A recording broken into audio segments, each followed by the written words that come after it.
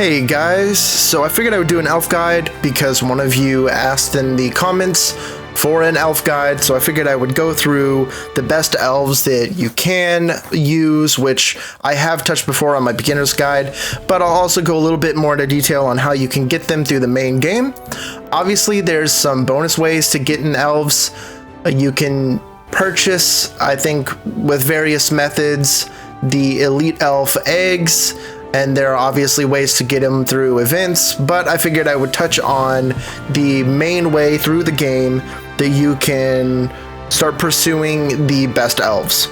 So what I'd like to bring up first, obviously I have Elven Queen up here, but I'm going to go into partner, pull up, I've already got elves up, so that you can see, obviously the lucky stars at 100 are the way to go as far as maximizing your gold farm later on. This is obviously focused towards later game. I believe that here they are, the gold charmer.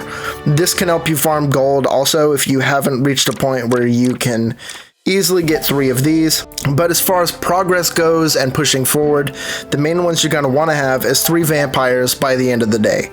Now, in Doom and sometimes in Debacle, some people might suggest 2 vampires and a horned sage. I believe that's more applicable in Doom, where elemental resistance is going to come in handy for sure. For Doom, you'll probably want to have 2 vampires, 1 horned sage, and you'll probably want those as early as you can get them.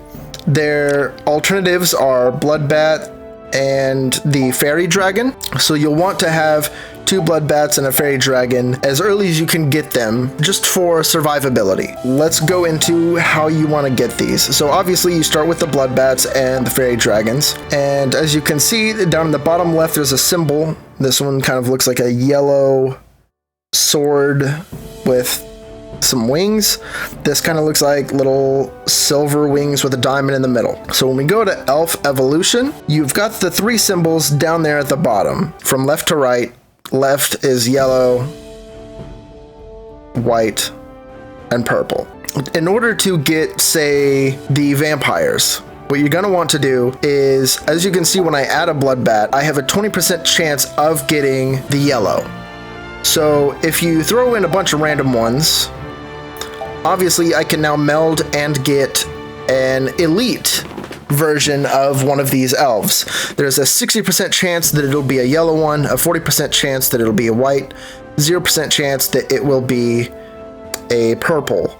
Now, I'm not exactly sure what falls into it's probably the defender one. No? Oh, you know what? I bet that's kind of utility, like the gold charmer going into the elite version of the gold charmer is probably that purple one. But so what you're gonna want to do, say you want to get your vampires, what you're gonna want to do is, like, say Bloodbat and Darpy, we've got 40% right there. Then the sentient swords, boom, I've got 80%. And if I put another Bloodbat in there, for example, I'll have a 100% chance to get a random yellow elite elf. You're gonna want to do this until you get 2 vampires. You won't always get a vampire. It could be an elite sentient sword, an elite Darpy, things like that. So it's fairly random, but at least making sure that you get to 100% yellow will make sure that you're not at least risking the odds of getting a white or a purple when you're really going for that vampire. Now, on the Fairy Dragon side of things, that's going to be the white. You're going to want to fill it with 5 white ones.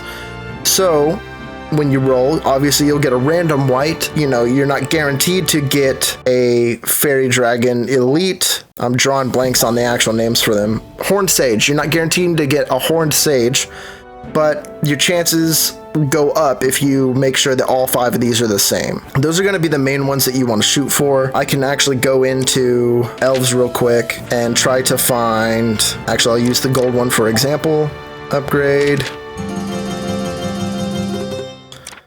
Now whenever I go into Elf Evolution, boom, that adds the purple one. So to get your lucky stars here, you'll want to fill it with all purple ones. So all gold charmers, all lucky charms, and just shoot for hopefully getting one of these lucky stars. And you're going to want 3 of them for your gold farm. So having 3 of them will greatly increase how much gold you're getting. In fact, if I do the math real quick, it's an extra 1200% gold So that's definitely 1,200% is definitely going to increase your gold income there. Now, Elf Awaken, on the other hand, what I mainly do is I try to evenly distribute. As you can see, I've got 1 6-star and 2 4-stars because I awakened this one when it was 5-star, didn't realize that it was 5-star. I thought they were all 4-stars. But my next one that I would do is the 6-star. And anytime that I can get those awakening little cores down there from the elves, I always select a vampire. I never really worry about the Horned Sage. You do get some from just leveling in progress. So the Horned Sage got up to 2 stars just by me playing the game. But whenever I'm accepting rewards for the cores, I always push vampire, and I always try to keep these the same stars, and I try to keep them relatively close to the same bonus so that I'm not pushing something way higher than the other ones, simply because, as you can see, this one requires 980 to awaken to 7 stars. This is 500. So you're overall getting more benefit by keeping them even. And I think that's really it, guys. If there's any other questions that you have on elves, feel free to let me know. Hopefully this covered every base adequately for all of you. I hope you have a good one, and I'll see you in the next video.